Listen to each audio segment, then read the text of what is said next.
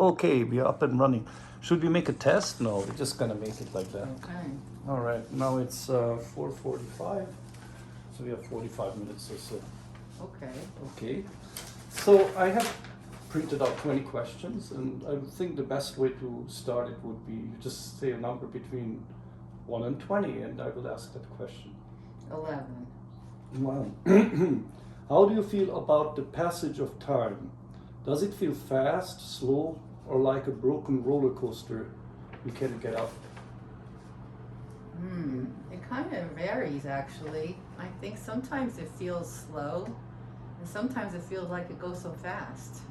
So it varies depending on, like sometimes I'm like super busy at work, and then it seems like the day goes by so fast because there's so many activities.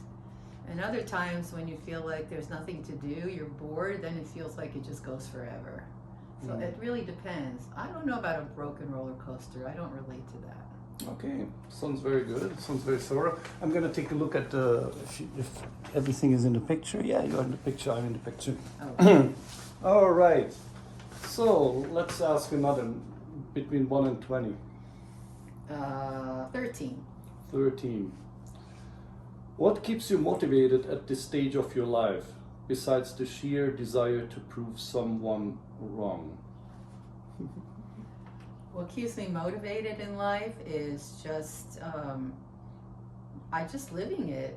I think just living life to the fullest keeps me motivated. Enjoying every moment. Doing things where I feel like I've accomplished something, where I feel successful. What do you mean when you say living life to the fullest? What does that entail? Just experiencing everything fully, Do you being take in risk? the moment. Being in the moment, just mostly just being in the moment and experiencing life as it is, like whatever's going on with me. Noticing my emotions, noticing whatever it might be. You mean like awareness, self-awareness? I think I think you would call it self-awareness and witnessing to my own feelings and whatever I'm going through. Just being aware of myself. How much risk-taking is important to live life to the fullest? I don't know that you need to take a lot of risks, but I'm not saying crashing with the car, but taking a risk like to being rejected by somebody. you know what? As I've grown older, I'm not so afraid of that anymore. Oh, you were? I think I was, but now that I have more experience under my belt, and I suppose that I'm like more loving of myself, I don't really give too much attention to what other people think about me, where I used to always worry about what other people would think about me. But now that I become more loving of myself, it doesn't bother me anymore. So I am willing to tell people how I feel sometimes, and sometimes I'm not always the nicest in telling them how I feel, but I feel that I'm being more honest to myself because I'm just expressing myself and how I feel and what I'm about. And I used to be more afraid, but not anymore. Do you think it was an integral part of growing up to recognize going through that kind of development of making yourself independent from other people's opinions? Oh yeah, definitely. I had to grow out of that, and it took me a long time to grow out of that. I just wanted to ask, could you put a timestamp on it, and about how old were you? How old were you when it really mattered what other people were thinking about you, and when did you start loosening up about it? I mean, mostly all my life, I've always worried about what other people thought of me, and I'd always try and do things to make people happy and love me, and I was always trying to find love either in the wrong places or doing things that weren't always in my best interest in order to be loved, because I just wanted to be approved so much. But it wasn't until I started doing more work with the life coaching program that I'm in, Life coaching program. that I got to the point where I realized that I could love myself and I'm okay the way that I am. And really, maybe this is like 10 years ago, It hasn't been that long Oh, since really? I finally let go of worrying about what other people think of me. Very interesting. So you definitely have an edge compared to other people about your generation, is that you did a life coaching Yeah, seminar. Can you go a little bit? Number one, how did you find who were there? Like, okay. So around the time I started my business and things started, I'm in the real estate business, and things started going, bad with the economy, and I was in a lot of debt, and I didn't know how I would make my, say, living from one day to the next. wow. And a friend of mine, Ben, said, hey, come and check out this woman, Rika Zimmerman, for an evening class and see what you think. I think she's really great. And that night I went to listen to her talk, and I just had a feeling that I wanted to take her weekend class. Mm-hmm. But I literally had no credit left. I had no money left to take the class. And then I even asked friends, which I would never do, to borrow money, and everyone said no. But then I realized she actually took PayPal, which is a credit I had, but it wasn't an actual credit card that he used up completely. I see. So I put the class on PayPal, and there's just something that happened that weekend where I got to the point where I just realized I could let go and just, it's okay to love myself. Uh-huh. And once I came to that self-love, everything like fell into place like dominoes. Mm-hmm. I tripled my income in my business. In what time span? Well, within a few months. Wow. And every time I talked to a client or I talked to an investor, I was just saying the right things. I felt confident in myself, and everything completely turned around. But it really had to do with my acceptance and love of myself. And that's around the time that happened. That's when the big shift happened in my life. So if you could talk to a younger self, to your younger self, let's say a 25-year-old, what word of advice would you give to your younger self? I would say believe in yourself. Trust that you're making the right decisions. Know that you're okay no matter what anybody thinks about you. You don't have to do things that other people say you have to do just to feel like you're loved. Did you have people, let's say parents or spouse or anybody, who kind of, let's say, demanded or pushed their wantings on you? Yeah, it wasn't. I mean, my parents, I could see that, like, they were parents, so I kind of accept that they would want me to be a certain way. But I was a bit of a rebel. But it really wasn't until I was married and then my best friend died. And when my best friend died, I pretty much freaked out because he was very young, and I'd never experienced anyone around me dying. Uh-huh. And How then old were you? I was 32, 30, 31. Oh, I see. And after he died, I was like, oh my God, what am I doing with my life? Did you have a I was very shocked, and I was in a marriage that I wasn't completely happy with.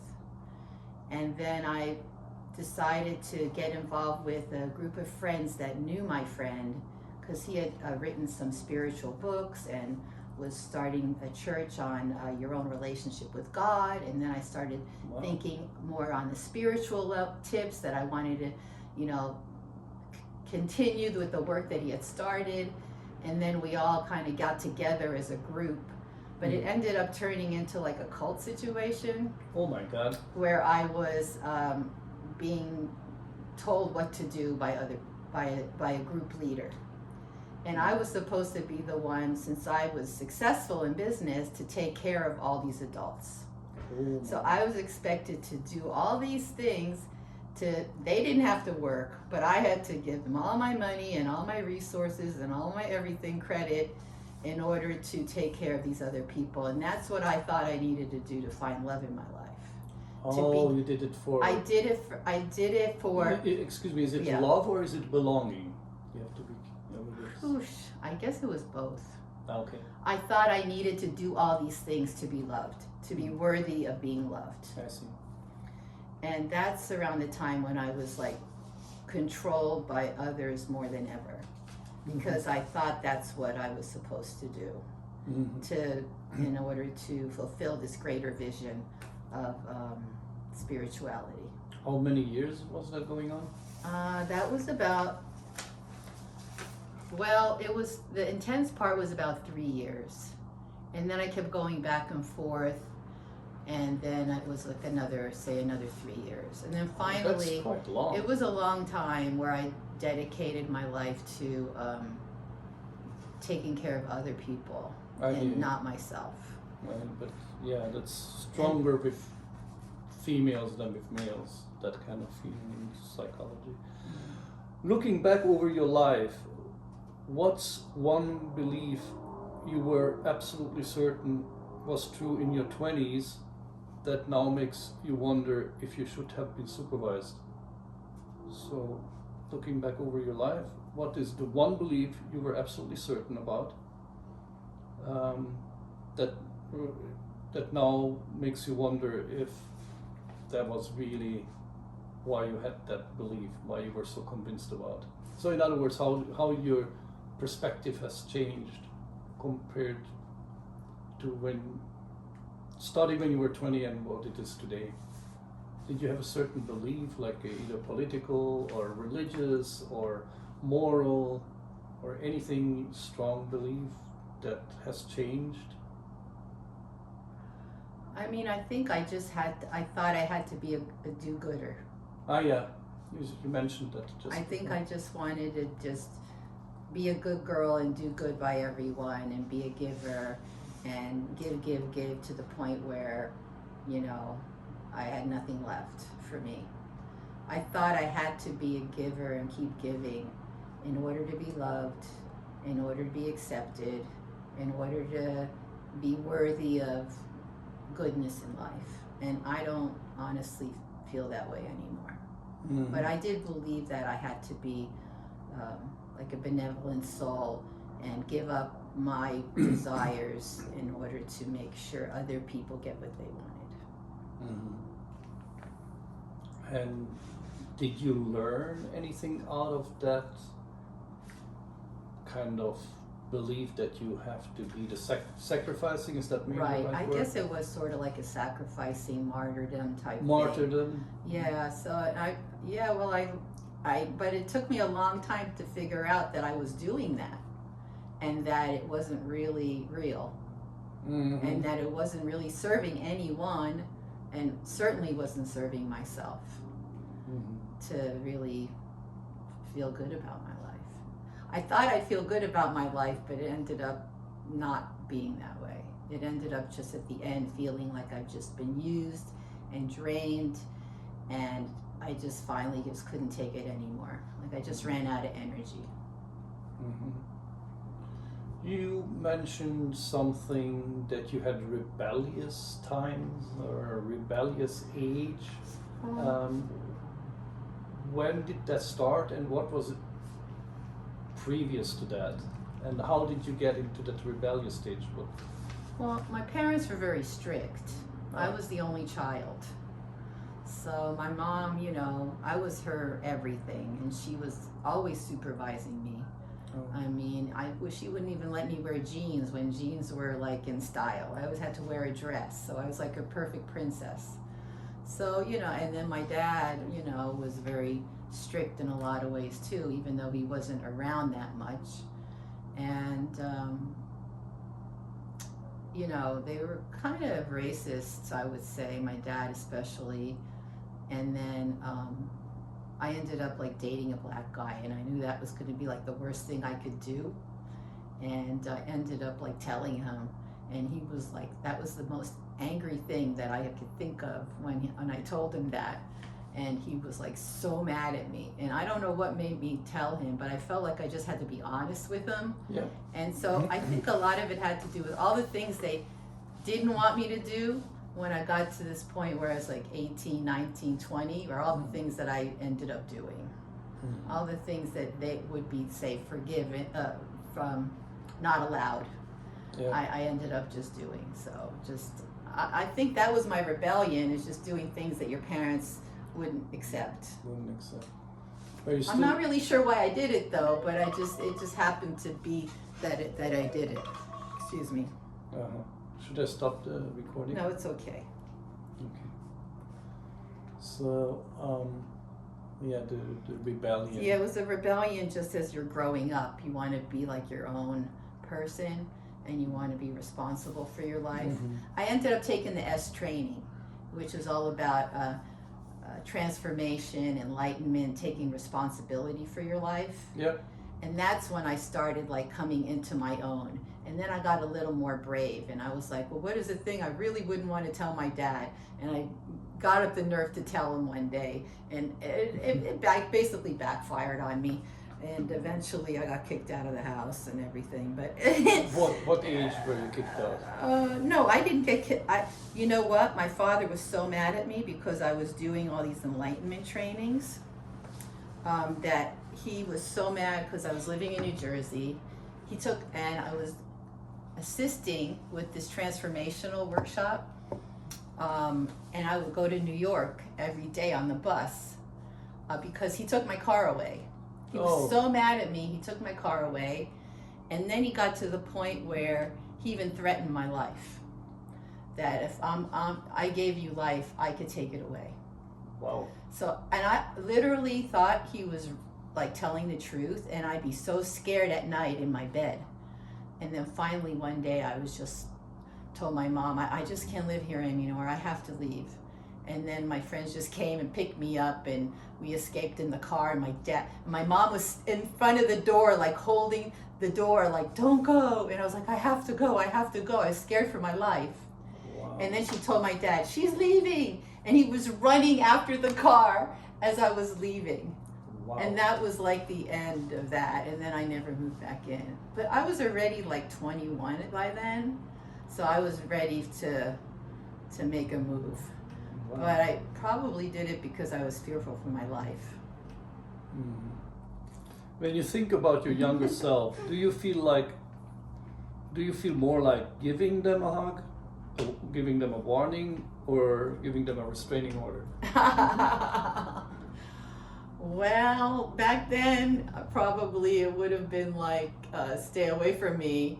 But now, if I look back on it, because I believe you can change the past, depending on how you view the past, now I feel like I have to understand that they were just humans and they were the way they are and they couldn't help themselves, so I just want to love and hug them.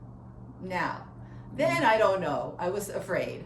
But now I'm looking at things differently. If you compare that age, like early 20s, and what you're today, what did you consider back then as success, and what do you see today as having success? Boy, success back then would have been like, making money, taking care of myself, being independent, making moves that I wanted to make, finding friends that have similar thoughts about life. Mm-hmm. Now success is just living and breathing and being happy every day, and just having the little successes along the way. So you mentioned small little successes, breathing, living. So what would you define today as a great success or a major success? I would say major success today is just living a happy, fulfilling life. And just feeling good about your life, about your family, about your friends, about your work, about your accomplishments. Enjoy every little thing that is good. And even when you have things that are not so good, the ability to be calm and deal with it as it comes. So, interesting. for me, success is just... You don't have goals? I do have goals. now these days? I mean, back I then you mean, had. I have goals in my business to accomplish certain things. Personally, I think I have some goals too, just to have fulfilling relationships and more of that in my life. Um, I suppose I'd like to travel more and have more free time. That's a good goal. I like really to like. I suppose if I were to retire one day, I mean, right now I still have the energy to work. I would say I'd love to travel the world and have more experiences of this amazing world we live in, and all the unlimited experiences that we could have as living in our bodies and enjoying life. Very sweet. In what ways have your social relationships changed as you've aged, and which ones did you outgrow, like a bad haircut? Social relationships. Social relationships. Friendships. Let's call it friendships. Possibly the best ones. I suppose I always made like my significant relationships the most important. You know, like my marriages. Oh, okay, so partner. So my partner, my marriages, maybe my kids. I mean, now I don't know that like partner and marriages are the main thing, although I do think about enjoying my loving relationships, but it's not like I feel like I have to be married in order to be, you know, a happy person. No, you don't have to be married, or you don't have to date? I don't have to be married. I don't feel like I have to be in a significant relationship one-on-one in order to be considered a successful, happy woman. So would you? Whereas before, it seemed like that was important, to be married, to have a family, to be together, to build a life together. And now it doesn't seem to be like a goal anymore. Like it's not necessary to have that status in order to just be me and enjoy life. Would you consider that your view on intimate relationship has changed in a form that it became more fluid? I would say not so rigid? I would say so. Something to that extent? I would say so. That's true. And why would you think did that happen? Of course it happened with time, but why did time make it more fluid for you? Well, I mean, that's how my life ended up turning out. I mean, I ended up divorcing my first husband that I had a child with, and I had another relationship that I had my daughter with, and over time we grew apart and things happened, but it's not like I was having to pursue another relationship in order to feel good about myself. Oh, can you repeat, because that was an important one. I didn't have to pursue another significant relationship in my life to feel good about myself. It just flowed that way, and now I feel like I have so many friends and so many experiences where I don't feel like I have to just limit myself into just one thing. One man? One man or one one man, one woman, whatever it may be. I feel like I have unlimited possibilities in my life, and it feels so much free, and it feels so good. And I don't really feel like I'm lacking. Here and there I think about it though, like, oh, maybe I should be, you know, one-on-one with someone, and then other times it's like, you know what, I kind of like my life this way. I like the fact that I can have different relationships and enjoy them and experience life to the fullest, as I would say. Is that something you can relate as an information or wisdom? Yeah, more like a wisdom to your own children? And would they understand it? I think my children know me already, and they accept me for the way I am. I don't know that that's their philosophy, like as of mine now, is not. But maybe I affected them that way. I'm not really sure, but I know my daughter accepts me for the way that I am. That's great. So that feels good. Has aging changed the way how you see yourself? Aging, I guess I look in the mirror and I'm not quite as, beautiful as I was, outdoor physically. And sometimes that does like disappoint me some. But since I've grown to love myself more, it doesn't really seem to bother me so much. So it's sort of like, okay, well, this is what's happening, and this is the natural progression of life. And I can still smile and be happy and feel good about myself. And I think a lot of it comes from how you feel and from your heart. So whatever's inside of you shines out, and that's more the beauty now than necessarily like no wrinkles or no this or that. So I think it's the thing, the heart that shines when you're relating with people. That is more your beauty than the fact that you're like young in your 20s. So, what were the main stages of your life, and how old were you, like when you shifted gears, so to speak, when you changed? What age? Because you just mentioned earlier 21 was the age you kind of escaped from home or got out of that authoritarian kind of stronghold. And then, can you even go back about your childhood? I think so. How was your childhood? My childhood was just very protective childhood. In other words, I can only do certain things that my mom would let me do, because she was the one that basically took care of me, because my dad was working a lot. So I think mostly my childhood I was protected. And then around the time when I was a teenager, I started feeling like, man, how come I can't wear jeans, for example, and everyone else is wearing them and I have to wear a dress?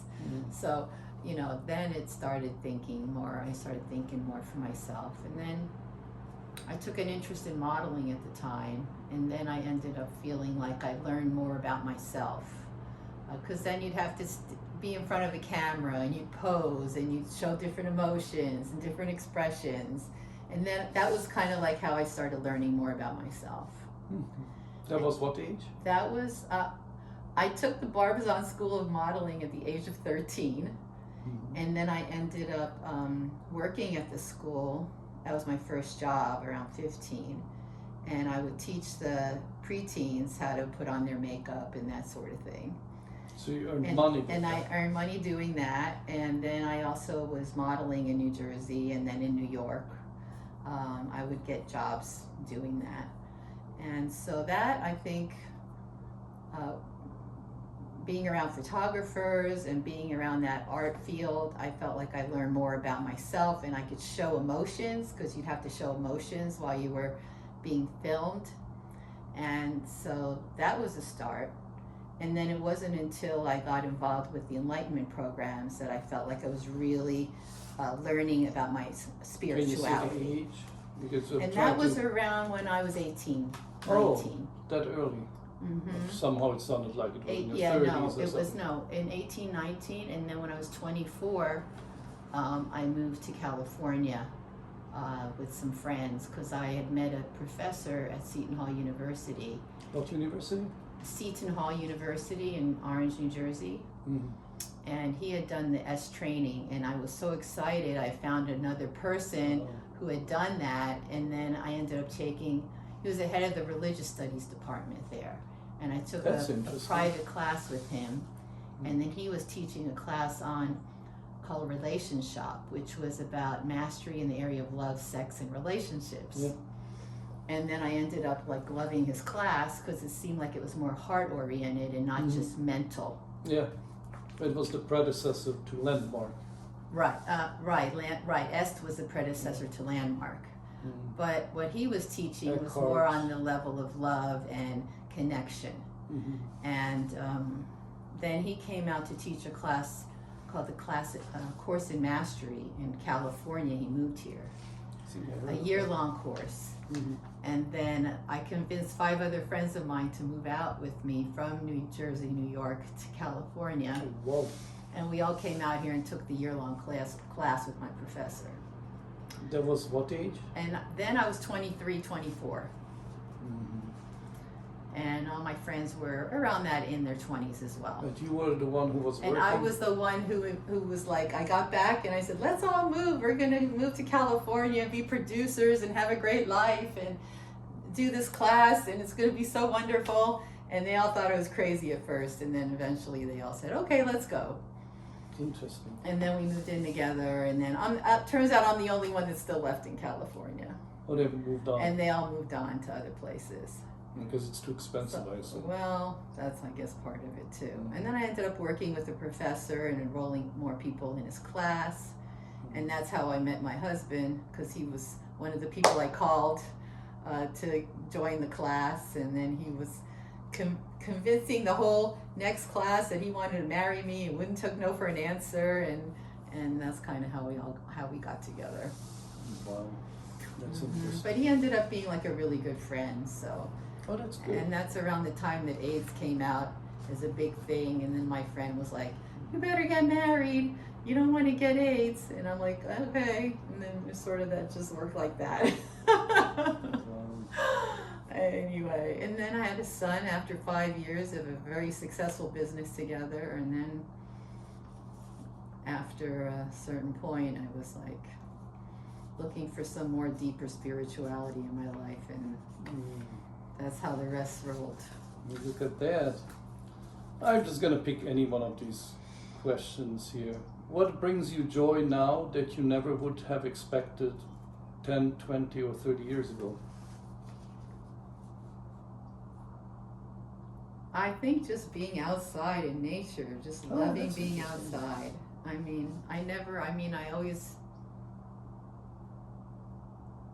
don't know. I just love nature and I love being outside. And that was not happening 30 years ago. It wasn't like I was putting that much attention on it. I suppose I always loved, nature and the environment and the sun and all that and beaches. But now I think I love it even more. I appreciate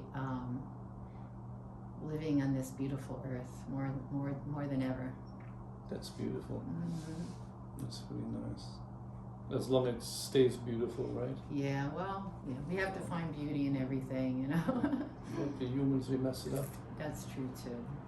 So how do you define wisdom at your age? And how often do you use it versus ignoring it like everyone else?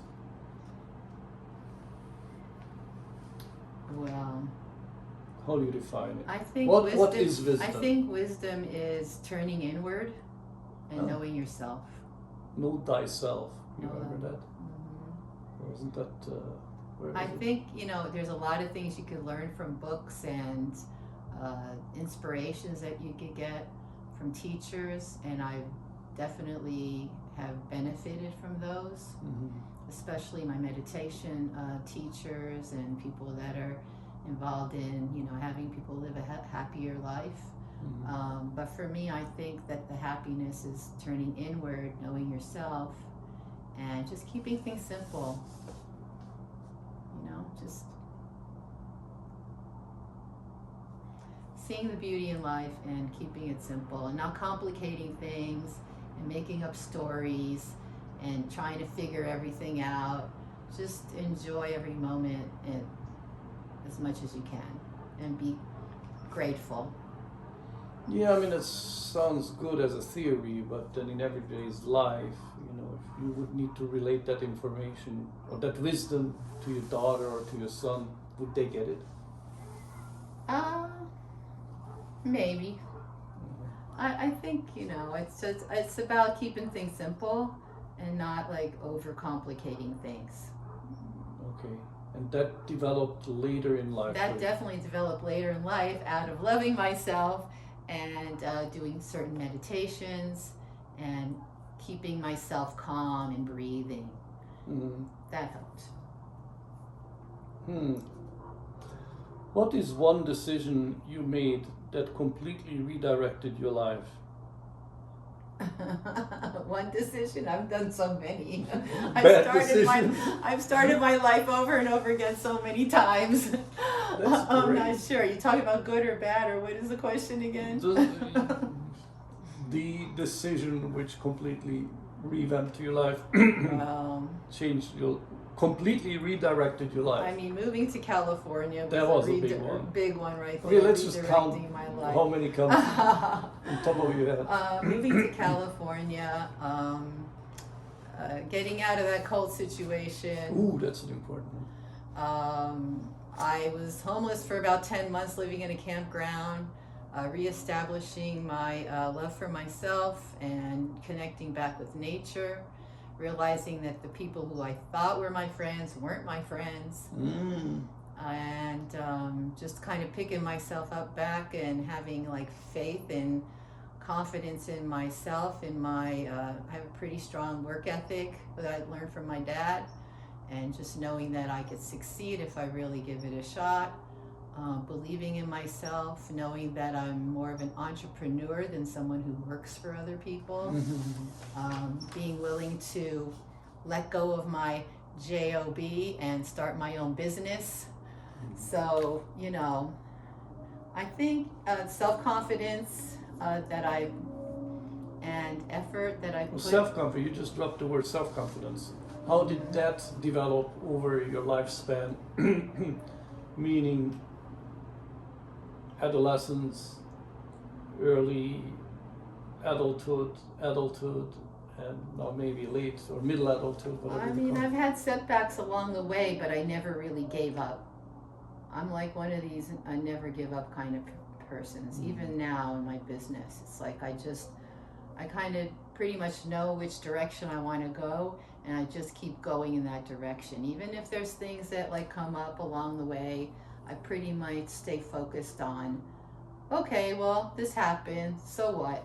Now we'll just keep on moving forward and to get what I want and make things work out. I'm not sure if that's what you're asking. No, yes, it is. It is getting there. Okay. What's one thing about aging you wish younger people knew? Especially the ones who think 35 is basically dead. I would say, look at the good things in your life. Don't look at the things that aren't so happy. You know, start looking at the positive things, the good things. Put focus on what's positive, what's good, what's right, what's good about you, and don't look at all the other crapola around that isn't really serving you. You don't have to do what your friends are telling you to do all the time. You got to do what's right for you. So do what you feel is right. Follow your intuition. Follow your intuition. You think at your younger age you did not follow your intuition, or what is your how did your relationship to your intuition change between the younger age and this age? I trust my intuition more now. More now? Yes. And that, I think, gets me in the right track. So I'm less likely to make mistakes by following my intuition and knowing what's right. It's like you just check in with yourself, what feels good, what doesn't feel good, what people are good to feel like being around and who maybe you don't feel so good around. So you let go of the friends that aren't really your friends, or the ones you're just not vibing with, or bring around negative energies. So those people you pretty much let go, and then you allow relationships in your life that are harmonious and along the lines where you're coming from, which is goodness and positivity and loving relationships, and not so much negative, problematic people. So let go of the problematic people and bring in the people that are vibing well with you, and make them your friends. What do you think why young people don't get that concept? I don't know, it seems like... it's not only you, it's literally everybody that you make, I'm not even sure necessarily the word compromise is the right word, but something they put up with a lot of bad energy people. And why is that when you're younger that you're more willing to do that than when you're older? Because you feel that their story, their negativity is real, that they're so into their drama, and they pull you into their drama, so then you become part of the drama, and it's so useless and it's so unnecessary. There's like no need to be pulled into other people's shit. You just gotta know your own self, I think. And that's the thing. You feel like you gotta like, you know, be like them to be friends with them, and really you don't have to. You can make your choices in life as to who you're friends with and who you want to be friends with and who you don't want to be friends with, because it's really your choice. It's your choice. It's your life. There's so many ways you can go in life, and the bottom line is you can make the best choice for yourself. But why does it take age, in terms of why does it take years of life experience before? That's a good question. I'm not sure. I think it's like a live and learn thing. It's like you learn like what experiences serve you and which ones don't. Which ones feel good and which ones don't feel good. So why go for experiences that don't feel good when you could go for the ones that are more within your vibration? Yeah, but there still needs courage to turn a ship around. Yes. Which is on the wrong course, kind of thing. Especially when it comes to people around you. Right. You You have to have the courage to get rid of the ones that are toxic, that are no good, that you have to let go, and you got to put yourself around those that you know are like good to be around, that are good for you, that have your same vibe that you have, which I would hope is for positivity and good feelings. So I think it's hard to let go sometimes of people that you've been drawn into drama scenes with. But somehow, once you decide to love yourself, you're going to make a better choice. And you know what's acceptable to you in your life and what's not acceptable to you. That's pretty much and how it living goes. accordingly. And living accordingly, and just making the right choices as you go. Interesting, very good.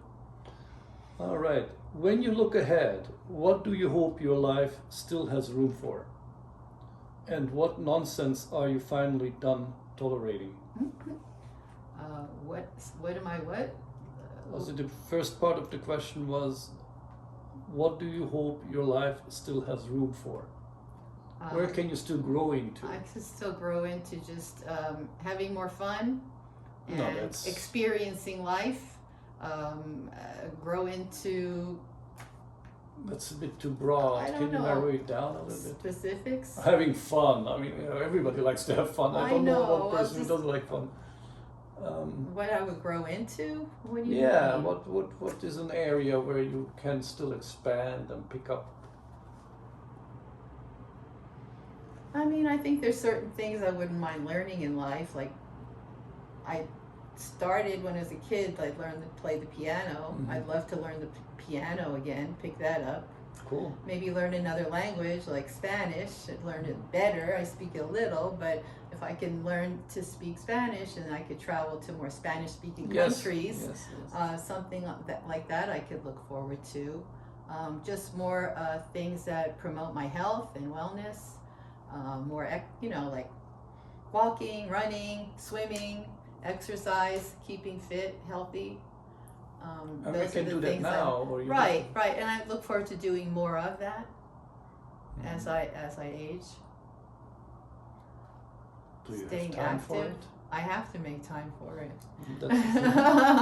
That's usually the excuse you have to make time for the strenuous exercise. Oh, I don't have time. Let's do it tomorrow. And tomorrow you don't have time. No, you have to schedule some definite things to take care of your body. It's kind of important on a daily basis. At least 5 times a week, I would think. At least do something positive for like yourself. combing yourself in the morning? No. That is taking care of yourself. Staying active, I think, is one of the important things. I'm supposed to feed my turtles. That's what this is. Do you have a turtle? I have turtles I have to feed. That's why I have can't wait before before the sun goes down. I will just... Oh, really? So it's okay. Do we have to interrupt? How many? Do we have 5 more minutes? Yes, we have 5 more minutes. Okay. How has your relationship with your own body changed, and when did it start doing things no one warned you about? Pretty much, how do you relate to the aging of your body? Well, I mean, here and there, I'll look in the mirror and I'll judge myself. Judge. I'll say like, oh well, it's not. I look at pictures from the past and I don't exactly look like I used to look. Then I look at myself and I'm just like, you know what? I guess I could go downhill and say this and that is wrong with me, but then I think about, why don't we just think instead what's good about me? Mm-hmm. And so I flip the switch on it. But that's the personality. But how does that relate to your body? You still ask, oh, what is good about my body? You asking that question too? Or? Right, Okay. I do. So instead of looking at, oh, well, this and that is not the same, or I might have a pain in my hip, or my knee is not as great as it used to be, whatever, I got a little ouchie of some sort, I try and either treat it in a way that I know could help, or I just notice that it's there and not try and make a big deal out of it. Mm-hmm. So, I mean, it is one of those facts of life where you do age, but I try and think about things that I used to do when I was young and that brought me joy with my body, and Like what? continue to do that. Like, I used to love to ride my bike. So, getting on a bike feels good. Do you have a bike? I do have a bike, and I'm going to use it more often now that I'm getting inspired by you. Thank you. Is there air in the tire? I'm going to make you put some in there, okay? That's another thing I want to incorporate back. I'm thinking, what are the things I used to do? I would love to ride my bike, so I'm going to go do that. Like hills and stuff like that, terrain. We can possibly do it together. Sure. I really have to pick it up. I used to do it. I was bicycling from San Francisco to Los Angeles for the AIDS ride. It was like, how many miles was that? It was long, like 600 miles, something, because we had to like zigzag, or 700 miles. It was a lot, a full week riding. That's a lot, Yeah, one day it was 120 miles I rode. Yeah. All right. I mean, we can wrap it up and poor little turtles, not that they starve yeah, to the death. sun's coming out just before the sun goes down. You look fantastic with the Thank sun you. on your I face. guess so. No, it looks really Thank good. you. Yes. Gonna translate very well. I don't know. Should I ask you one more question? Sure, No, go ahead. let me leave it up to you. So, what advice do you give to 25-year-old Judith who is hearing you back in the days?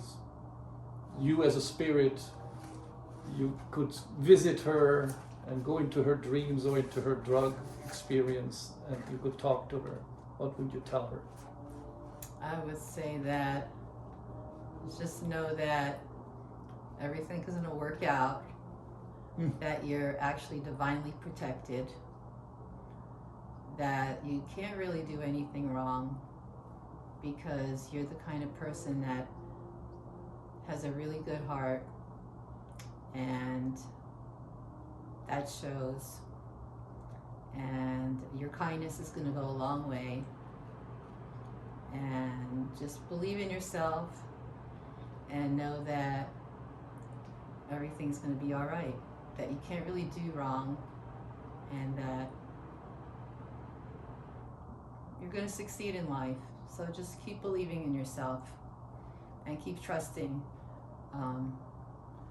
that this divine universe that you live in is going to be there to guide you along as you need it. And how would 25-year-old Judith feel about her financial situation and financial insecurities, especially because she's not with the support of the parents anymore? Well, at first, she was a little unsure of herself, but it seems like every step along the way got her to continue to keep living. And Living or giving? Living. Living. That even if it didn't look like you know where your next dollar would come from, somehow, some way, you'd still be taken care of. And something will come along. So just trust that something good's going to keep coming along, and just keep moving in that direction. Wow, that was beautiful. Thank you. Thank you very much. We're going to conclude this interview. That was Judith. And this is Gregor. And yeah, we will. I will show it to you. Thank you, Gregor. Appreciate it. All right. All right. Thank you. All right. Let's see. All righty. Now we can go to the turtles. Okay. Oh my goodness.